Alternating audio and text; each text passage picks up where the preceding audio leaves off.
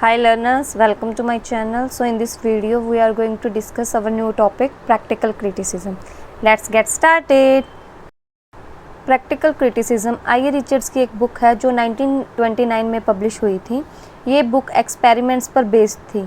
आई Richards ने experiments के लिए कैम्ब्रिज के स्टूडेंट्स को चूज़ किया।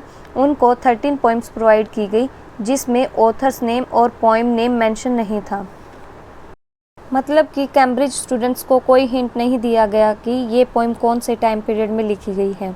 उन स्टूडेंट्स को 1 वीक का टाइम दिया गया और कहा कि इन पोइम्स को एक से ज़्यादा बार रीड करें और अपने रिस्पॉन्स सबमिट करें।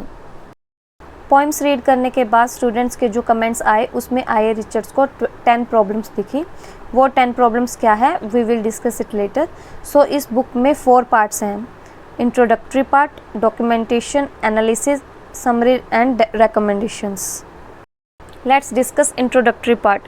इंट्रोडक्टरी पार्ट में आई रिचर्ड्स ने एक्सपेरिमेंट्स के बाद स्टूडेंट्स ने जो 10 डिफ़िकल्टीज़ फेस की उसके बारे में डिस्कस किया है।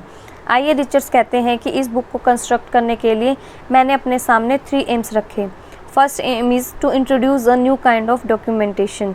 आई रिचर्ड्स कहते हैं कि जिनको भी कल्चर की कंटेम्प्रेरी स्टेट में इंटरेस्ट है, चाहे वो क्रिटिक हो, फिलोसोफर हो, टीचर हो, साइकोलॉजिस्ट हो या सिर्फ क्यूरियस पर्सन ही हो, उनको डॉक्यूमेंटेशन के नए तरीक़ों के बारे में बताना है।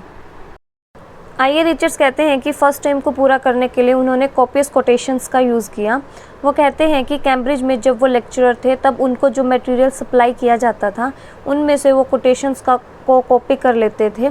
कुछ साल उन्होंने एक एक्सपेरिमेंट किया जिसमें पोइम्स की हार्ड कॉपी कैम्ब्रिज स्टूडेंट्स जो उन्होंने चूज़ किए थे उनको इशू कर देते थे और कहते कि आपसे रिक्वेस्ट है कि आप अपने कमेंट्स फ्रीली लिखें। उन्हें पोइम्स की कोई जानकारी नहीं दी जाती थी, ना पोइम का नेम ना ऑथर नेम। जो पोइम्स आई रिचर्ड्स ने सिलेक्ट की थी उसमें शेक्सपियर की पोइट्री से लेकर एला व्हीलर विलकॉक्स की पोइट्री शामिल थी।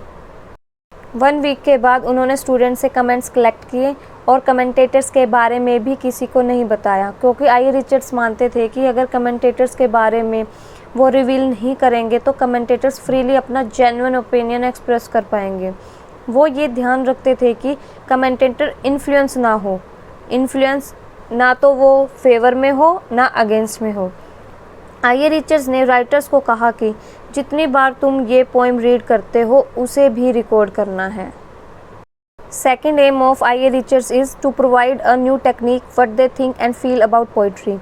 उन लोगों को जो ये जानना चाहते हैं कि पोइट्री के बारे में वो क्या सोचते हैं और क्या फील करते हैं और उनको ये पोइम क्यों लाइक और डिसलाइक करनी चाहिए, उनको न्यू टेक्निक प्रोवाइड करवाना ही आई रिचर्ड्स का सेकंड एम था।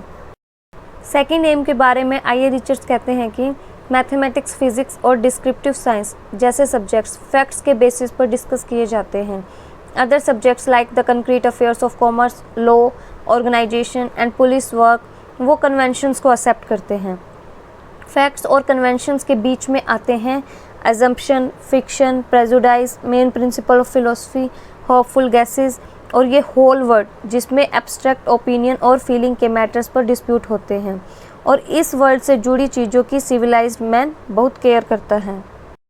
आई रिचर्ड्स कहते हैं कि as a subject matter for discussion poetry is the central and typical denizen of this world. तो जो सेकंड एम है इस बुक का वो टेक्निक को इम्प्रूव करना है। जब हम पोइट्री के पर्टिकुलर एस्पेक्ट्स की बात करते हैं तो हमारे सामने बहुत सारे ओपिनियन आते हैं और हमें इसका फ़ायदा होता है, क्योंकि एक टाइम पर जब हम बहुत सारे ओपिनियंस का कंपेयर करते हैं और डिफरेंट माइंड से डिफरेंट स्टेजेस पर जब सेम ओपिनियन आता है उसे हम स्टडी कर पाते हैं और उसके बाद जब हम सेम ओपिनियन डिफरेंट पोइम पर लगाते हैं तो हमें पता चलता है कि ये ओपिनियन डिफरेंट पोइम पर लगाने से क्या होता है। आई रिचर्ड्स कहते हैं कि अगर हम प्रोटोकॉल्स में जो ओपिनियंस हैं उनको समझ लेते हैं तो हमें ज़्यादा सोचने की ज़रूरत नहीं पड़ेगी और कंपैरिजन करने के बाद सब कुछ क्लियर हो जाएगा। तो आई रिचर्ड्स कहते हैं कि इस सेकंड एम से वो लोग जो ये जानना चाहते हैं कि पोइट्री के बारे में वो क्या सोचते हैं, क्या फील करते हैं और उनको ये पोइम क्यों लाइक और डिसलाइक करनी चाहिए, वो उनको आ जाएगा। आई रिचर्ड्स का थर्ड एम है to prepare the way for educational method more efficient.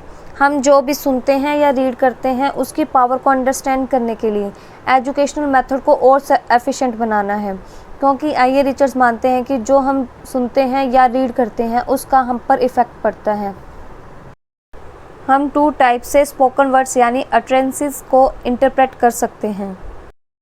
At last हम यही कहेंगे कि जो मेन ऑब्जेक्टिव है प्रैक्टिकल क्रिटिसिज्म का वो है कि टेक्स्ट पर फोकस किया जाना चाहिए, ना कि जो पहले से ही परसेप्शन बना रखी है उस पर।